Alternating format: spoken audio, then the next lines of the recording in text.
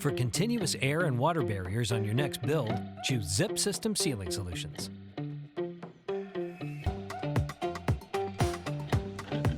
Seal tough jobs in a flash.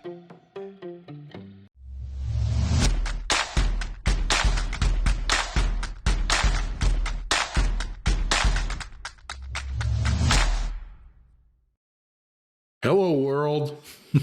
Steve Basic from the UnBuild It podcast coming to you live.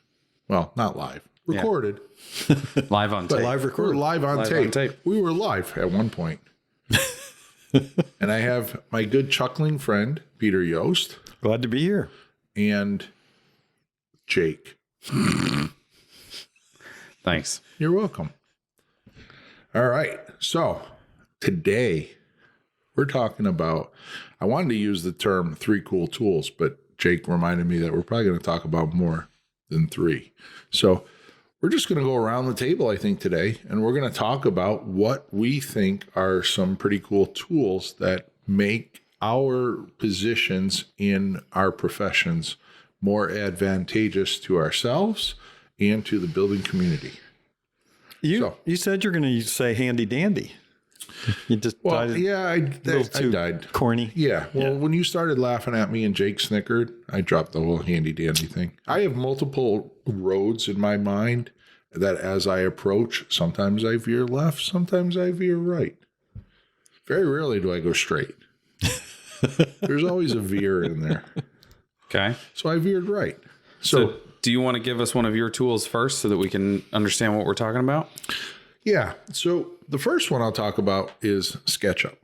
Ooh. I love SketchUp. And now the interesting thing is that, and for those of you that don't understand what SketchUp is a 3D kind of interactive modeling tool where I can stretch, extrude, build models. And the beauty of it is it's kind of a multi-tool. Mm-hmm. Right. It's not like I don't go to SketchUp and say we build a model and then Lexi does the final rendering and voila, there we have photorealistic image of it. That is one of the things that we do. But I'll confess that, occasionally I'll have a roof that's somewhat complex and I'm trying to draw the roof plan and I'm like, what does that corner look like where these roofs intersect? So I'll build a 3D model of it, but the beauty of SketchUp is I can take that 3D model and then with the click of a button, make it a 2D projection from straight above. So you can sort of pull your roof plan from. So I can see exactly what the lines are doing when I take it from a 3D to a 2D. Yeah. You're going to have to show me how to do that on SketchUp after we're done with this. That's not a problem. And, so it helps me there to help me understand what am I drawing in 2D. The other thing is when I build these real sketchy type models is that it allows me to understand. Does that mean poor quality? Sketchy meaning like sketchy? Maybe I don't even put windows in and I don't put siding or corner boards, but I build the roof planes to see, okay, that dormer, I want it to go here, but is that too close to the valley? For reasons of water management. Yeah, that's a key one. Are these roof plans? Because I know I've heard you guys talk about, hey, when I get a set of drawings, first thing I look at is the roof plan and say, where does the water go? Well, as an architect, before I give you the roof plan, I build a 3D model of the roof and say, where does the water go? Mm-hmm. And am I getting myself into trouble? Steve, can you tell me, there's 3 things you can do. You can work in CAD, you can hand draw, and then you can work in SketchUp. Yes. Is there like a progression that you use when it's not linear. It's all over the map. Yeah. Because there's times where like I have a quick idea of say a floor plan and I'll jot down a series of lines on. I always have a pad of paper or some kind of scrap. Mm-hmm. My desk is a total mess because then I have to go and find. I've seen it. You've seen his desk. I have to go and find all of those scrap papers. Yeah. Looks like a filing cabinet threw up on it. Yeah. It's like, okay, that's pretty good. I knew I drew that corner of that roof or eave line. Yeah. Where the hell is it? And then I have to find it. But I'll do that. But then I might do a quick SketchUp of it, or I'll do it in 2D and say, okay, it fits. Now let me see what it looks like. Yeah. and then I'll do it in 3D. So when you're working in your CAD program, which is 2-dimensional, can you import that directly into SketchUp to translate into 3D model? I can take 2D information, bring it into SketchUp, but it's always only 2D information. Huh. I have to then extrude it and create 3D information.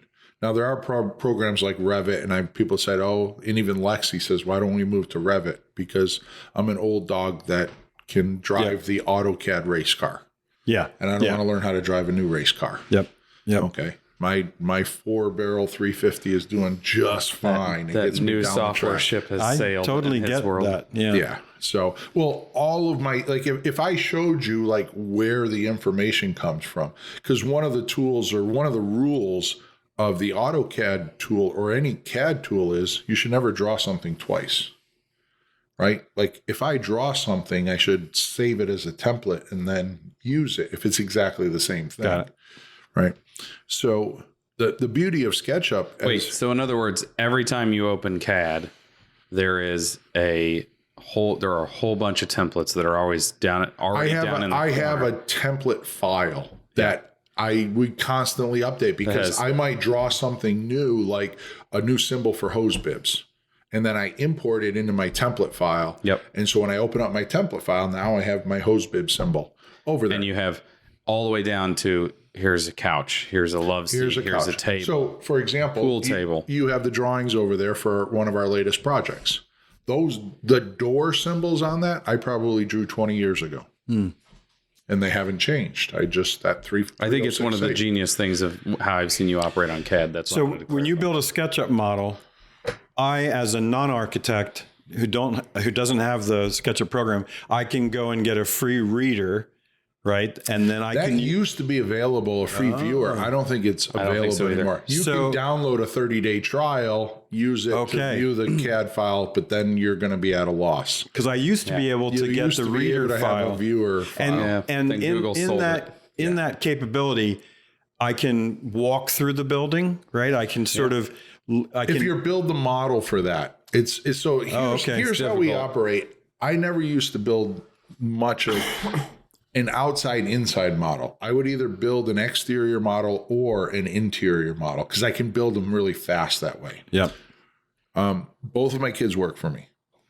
They hate the way I build models. I get every time I say, "Can you take this model and give me this?" They're like, "Well, you didn't group this. You didn't." Like I get the whole litany of everything that I didn't. The old dog, not the old dog, the just new dogs. like the new dogs on the they want to tell me regularly trying to tell him how to do things. Yeah, well, they've kind of given up on that. So we're each pretty tough on each other. I just want to say I have tried to get Alexandra to dump on him. Like it must be really hard to work with your dad.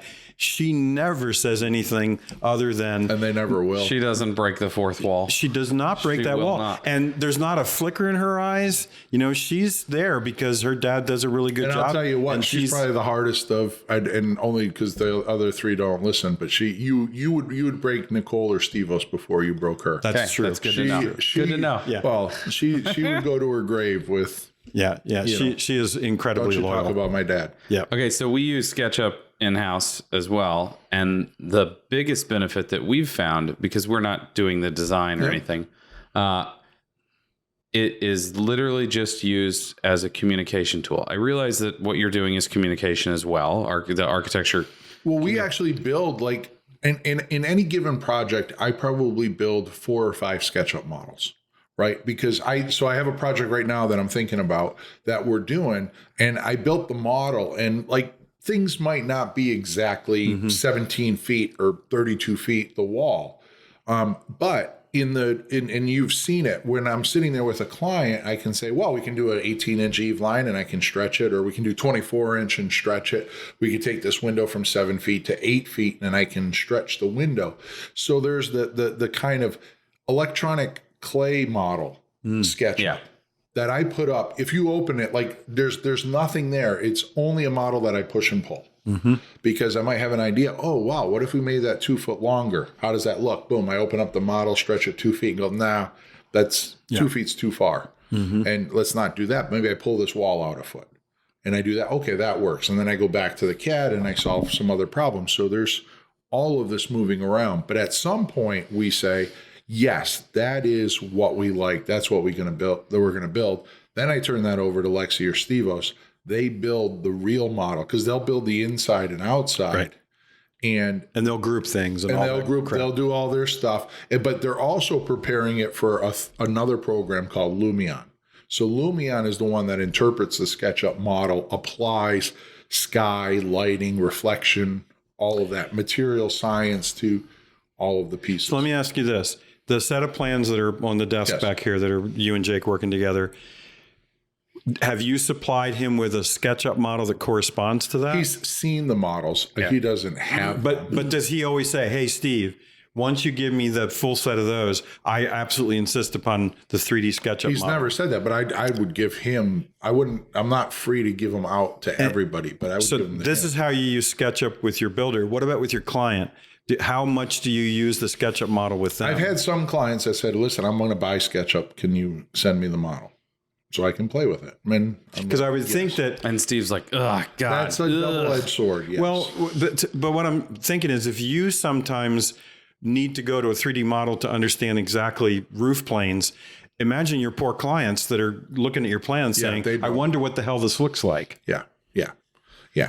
And there is a lot of trust in the because we can't open up meeting one with a 3D model, photorealistic images. Like, you have to trust me and say, listen, just answer the questions that I'm asking. Yeah, but plus they can go to your website and look at projects you've done to get a sense of your aesthetic. But also, like, the beauty of SketchUp is it's scalable to kind of anything that I want to show. So if I'm talking to a client and say, hey, this is the head detail on a door, I can just do a real quick up SketchUp mock-up.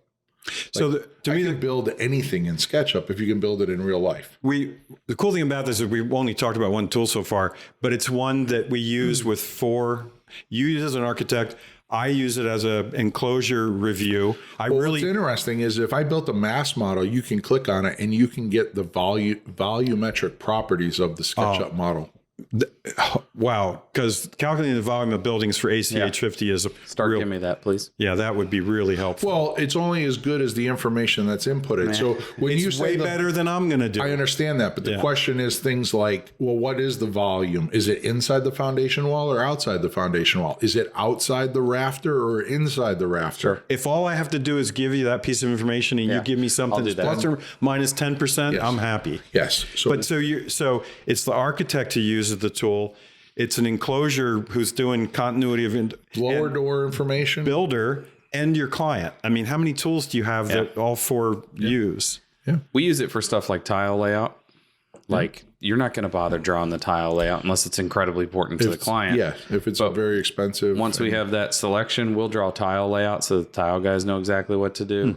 Or the other day, I used it to draw the board that we have in our Columbia office that we use for holding the permit so that the Kansas City office could build one that's the same as the one that we have. But the one that we have was 45 minutes from the office. So I was like, I'll just draw it real quick. It took me 5 minutes. No, the beauty of SketchUp is I can replicate life. If we can build it, I can draw it in SketchUp. Okay, so it looks like we're only going to have time for one each. Pete, do you want to go next or do you want me to go next? I'll go next because I feel like I'm being totally predictable and I can't upstage a SketchUp at all. But the WebSoilSurvey, which is dork. I'm sorry. Go ahead. Yeah. Well, I'm saying it's my handy tool in part because I pretty much use it on every project that I work on. And as soon as I get the address of the property, I can use that to go into an online US map that will, with the address, show me exactly what the soils are all around that property. And how do they get that information in the first place? If it's the U.S. Department of Agriculture's website, and if you type into your browser WebSoilSurvey, the first thing that'll pop up is going to the WebSoilSurvey page, and then on that homepage, click Use the Tool, and then go down to Address, type in your address, and then now there are an awful lot of fields, because it's for agronomists or people who are doing soil science, but there's a pathway through where you can get to soil profiles, and in there you'll find restrictive layers, which are key to understanding how water moves on the site, depth to water table, And then the third thing I always pull up is the hydrologic soil group, which is a B, C, D way of assessing from a water perspective, how would you grade the soil? A being the best and D being you probably ought to build someplace else. You probably just used like 10 phrases that like I could attach $1,000 to. Like in billing, right? Oh, yes. Well, we did a hydrologic soil survey. And we know that the water table is... Well, that's what's cool is it's free information. WebSoilSurvey. And it's pretty much by the 5-acre parcel that they've mapped this. So, it's federal dollars spent well, in my opinion. And Jake and I were just talking about... Says the representative from Vermont. Formerly. Sorry. Formerly. From New Hampshire. But... Jake and I were just talking about how wandering our career paths. When I took soil science, I never dreamed I would be working on buildings or that my degree in soil science would have any benefit to being a good consultant. So you never know. Wow. And that's the dirt on the WebSoilSurvey. Dirt, as he says. I'll put a link to this device. That'll be Pete's resource this week. The resource. One of them. Well, I'm definitely going to link to SketchUp. There you go. This is going to be kind of odd, but I'm going to say The Office. Ooh. Until 2 years ago, the office that Aarow Building... Well, let's back up a little bit. When I bought Aarow Building from my parents, I did my... our office manager, who was my mother at the time, she stayed on for a period of time before I was comfortable doing everything without her help. And for a year or two, our office was actually still at their house. It was a home-owned business, mom and pop shop, and we ran it. So like I drove 20 minutes to get to the office and then would, go through my parents' garage door, just like I was there to visit on the weekend with my kids or something. And so I spent 2 years working out there. That was probably the right thing to do at the time because I didn't understand all the business side of stuff. And my mother had always been the bookkeeper and office manager for the business, and she taught me quite a bit. And then after that, we moved the office to the basement at our previous house. It was the most uncomfortable room in the house. It had the least amount of light. It was the room that I spent the most amount of time in besides my bedroom sleeping. And it really was just a place for me to use the computer. It was a desk and a file cabinet and a place to use the computer. And it was okay. It served its purpose for what we were doing at the time, and it matched our small team. But there were times, say, 14, 15, 16, when I had a ton of employees, that if we wanted to have a company meeting, we had to discuss where it was going to happen, whether or not it was going to be a lunch that we all went someplace, whether or not we were going to try to all meet at one job site so that we could discuss something.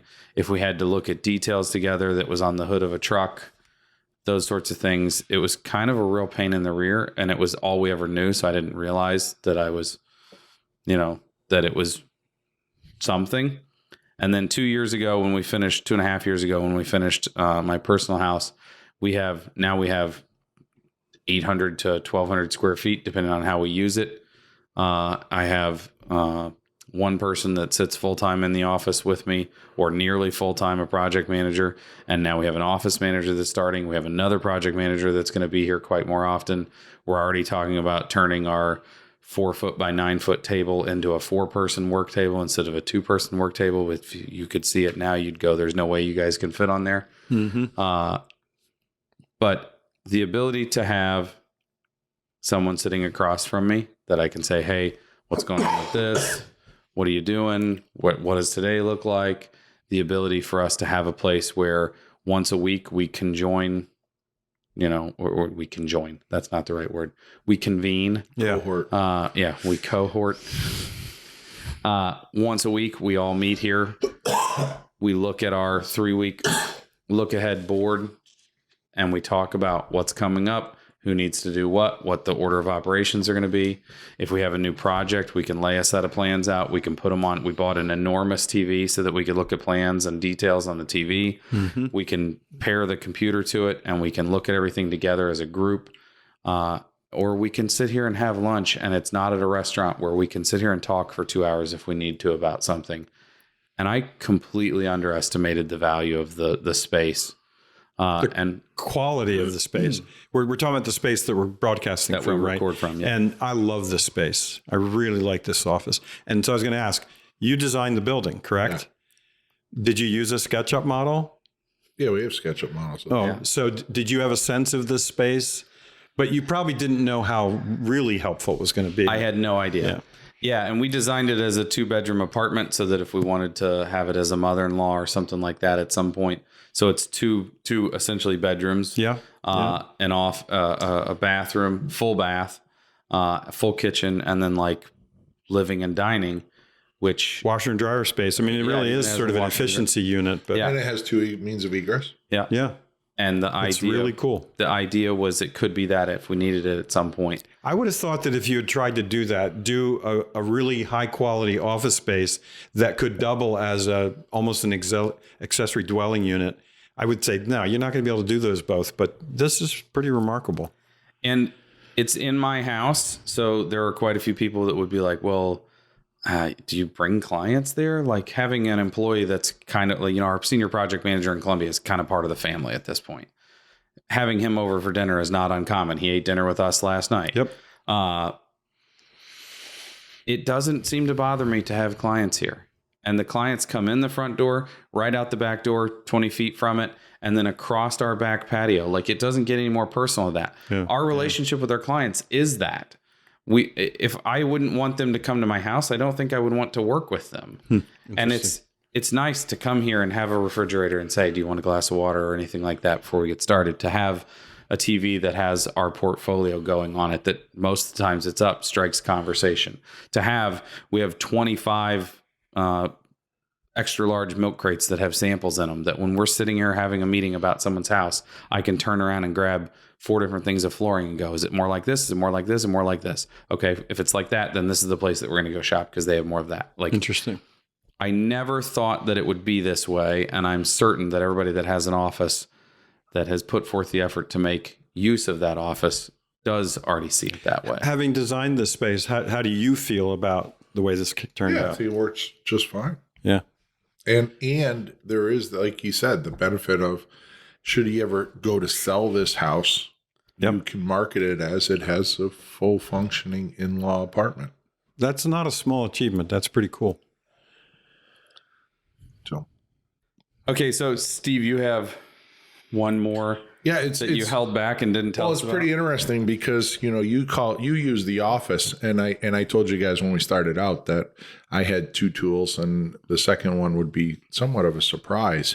In respect that it's a surprise, but that you would probably never guess what it is if I gave you 10 guesses.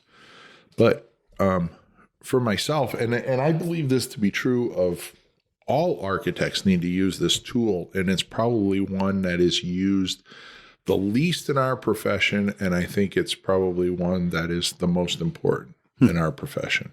It's not what I wrote down just now then. It's the field. Like, there is no better tool in my life than going out to the job site. I can sit in the office, I can draw things, I can come up with great ideas, I can do everything. I can be an egotistical architect and think that I know exactly what that detail looks like, and I don't have to go out into the field or how it translates to that space. But I'm here to tell you, there is no substitute for going out into the field. There's Real world hands-on experience. I get to verify everything that I've done. And if you go while the framers are there or while the carpenters are there, I get to learn. You get to hear it too. I get to verify with them. I get to learn. I get to promote discussion. Everything about it is it's everything that I need.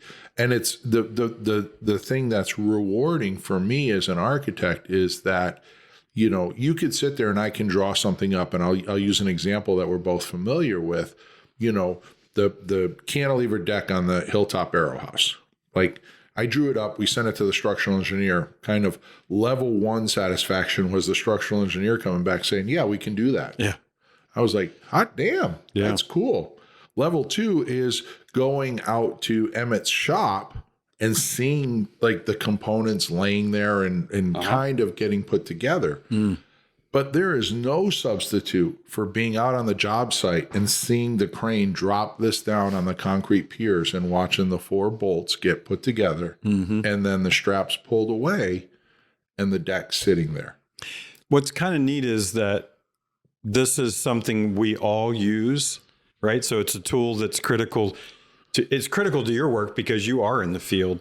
But for me, as a building consultant, but also testing materials, the field's just as important to me as it is to Steve. And I think it's one of the things that knits the 3 of us together is that if you don't know how it's going to work in the field, why are you talking about it? Right? It's where the rubber meets the road. Yeah. I mean, everything converges there. That's the result of everything we do is the reaction is, can I do it in the field? Right? Yeah. Does it work? Right. And that's true of, I don't care whether you're working on a doghouse or a skyscraper. When I'm with you on projects, either one of you, it's where I learn the most because I don't build anything. I don't design anything. But when I'm with you guys, Sorry. Habit. I was just going to continue on how much He just criticizes everything about building. Yeah. You should have used All right, I'm done with What's this. it look We're like done. in the model? You're both tools. You should have used more weather-resistant barrier. You should have used more tape. Do you think that tape's going to be self-terminating? Yeah, but Jesus. but there is no like, and it's like if I look back at the evolution of just me installing a window to where I was 20 years ago and where I am now, and just the things that we think about, and just last week we were out there doing it again, and I had yet another revelation on, if I just do this, I solved that problem, and Almost made you weep. and it pretty much, but like just being out at the job site, that tool is, and I would love to take credit. And if anybody out there, I'm going to ask for help because I have yet to find it. I know I read it. I can't, I've actually went through all the books that I have and I can't remember, but Frank Lloyd Wright said to understand what needs to be done, you need to go out and see where it's done or something to that effect. But you need to go out to the work to see it get done. And there's some quote by Frank Lloyd Wright that would be an amazing quote from him. The guy who, when the roof leaked over the dining room table, when the client called, he said, move the damn table. Yeah. That would be a remarkable thing for him to say. Right. But he was a firm believer in that for you to understand what you're doing, there's only one way to understand what you're doing. If you sit in the office, and the thing that I totally don't understand is when you have offices and the principal goes out and says, let's go out and check out the windows. And you always see like that person in a meeting, but they didn't bring the person that drafted the detail. Like if I'm going out to the office, I probably rarely bring both of them, but I'll look over and say, hey, Steve or Lexi, do one of you guys want to come with me? Yeah. And it might not even be something they drew. It's like, just come on out. I'm going out to talk to the concrete guy. And the general contractor about putting the stego wrap and how we're going to terminate it at the wall and blah, blah, blah. Why don't you just come out? Because you could get just so much information in that you could read stego's installation instructions 30 times and you're not going to get the same amount of information you get in that 5-minute conversation. So I don't know if Steve remembers this or not. I agree with you so much on this that last year I tried to convince you to export a child that belongs to you to me to frame with us for the summer. And the response was his mommy won't let him go. I tried real hard. I said there's going to be no better education for this up and coming architect than to spend a summer wearing tool bags and understanding what he's asking people to do, even if it's just the physical effort of what he's asking someone to do when he draws something. But mommy wouldn't let him come. It's imperative as architects that we have to get out there. We have to see it. We have to stimulate the conversation with everybody. I don't understand what the fear is. I was going to say many, I shouldn't say most. A lot of architects are frightened of. They probably don't know what the window installation looks like in 3D. And I get that. It's pretty intimidating to go out to a job site and Anything deal you with don't grades. But here's the thing. One of my favorite things about using this tool, believe it or not, and I've only talked about going out and having meetings. I love going to the job sites with my dogs on a Saturday morning and just going and walking around. And I'll look at things like, did that window detail really work out as I intended? Does this living room space with the volume truss, is that what I felt? I can't, I can lie to a lot of people. I can stretch the truth. I can never lie to myself. Right? So as I walk through that house. I do it all the time. Well, I've tried lying to you. It's not really productive. but I meant I lied to myself all the time. but you can't. So one of my favorite things to do is and the funny thing is like I can pinpoint a lot of times where, oh yeah, I remember staying up that was that late Friday night at 1 a.m. where I realized that we should have done this and not that, and came up with that decision. So it's good tool to wrap up on. yeah. But before we wrap up, please, architects, just go out and have the conversation. Join us. Have the conversation. That's all it is. And you don't have to, the idea that architects have to have the answers is, I walk out into the framers and one of my first questions is like, did everything work out? And the second question is there any information that you didn't have that you should have had on the drawings? And, because I can do whatever, but I can't do it if I don't know what I should be doing. So anyways. do we have a resource? It's just It'll come. the water table survey? No. Not water I'm table. going to try to find Frank Lloyd Wright's quote. Okay. Yeah, please. I've Googled, I've read the books that I have on him. I've flipped through them looking for it, and I cannot find that quote. You could just retype it and then the little dashy line and then write Frank Lloyd Wright and give it to him on a piece of paper and he'll believe you. Yeah, that would be cool. But anyways, before I go, I'm going to play a word game with you. Cool. Right? The word is prison. Prison. Yes. Now, you might think it's just a word, but to some, it's the whole sentence. I knew where that was going immediately.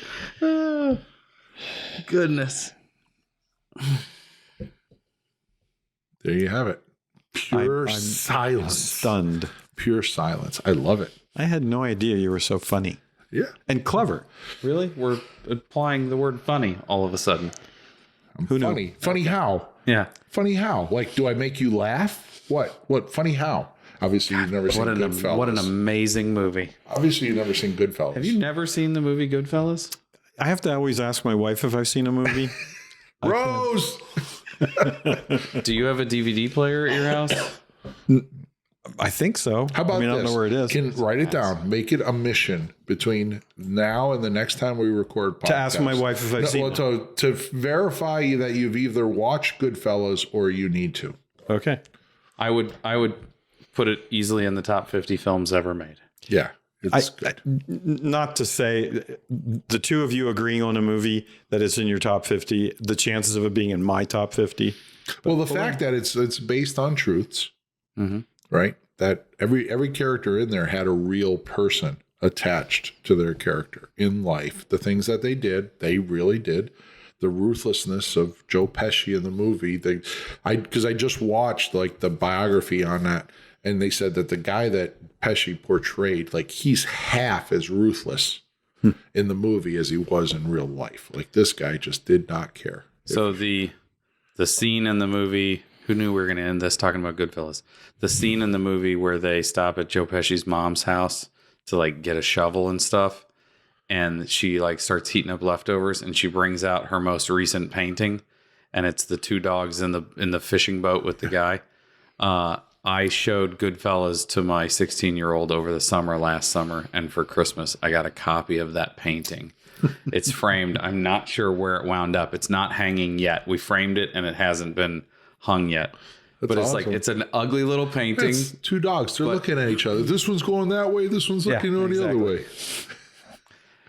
And I was like, what an intuitive kid that he saw that, and we both laughed at that painting. And then I got for Christmas a painting from a movie. Who would have thought? There you have it. Goodfellas gets 5 stars from Jake and Steve. Peter has yet to figure out if he's ever watched it. Dementia is setting in. It's obvious. I think we have our show title too, Goodfellas Tools. Goodfellas Tools. Nice. There we go. Nice. All right. Well, go ahead. Take us out. Sincerely, thanks for listening. Thanks for watching. If you're on YouTube, give us that subscription, give us the like, give us that 5-star review, help other people find us, help the algorithm direct it to other people. We're here because you're here, and we like the fact that you're here. So thank you, and have a good day.